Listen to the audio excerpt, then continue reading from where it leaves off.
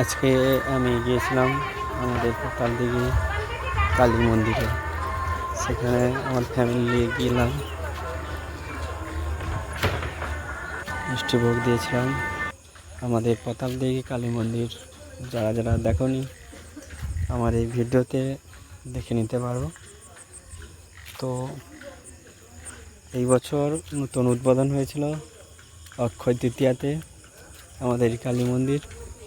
আমরা এর আগে অনেকবার গিয়েছিলাম, তো ভিডিও বানাইনি। এই প্রথম আমরা ভিডিও বানালাম আর পুজো দিলাম।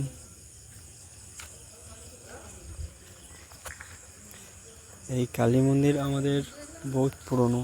আগে আমাদের এই কালী মন্দিরটা মাটির ছিল, তারপর মাটির ঘরটা ভেঙে যাওয়ার পরে ছোট্ট একটা পাকারের বানিয়ে কিছুদিন রাখা হয়েছিল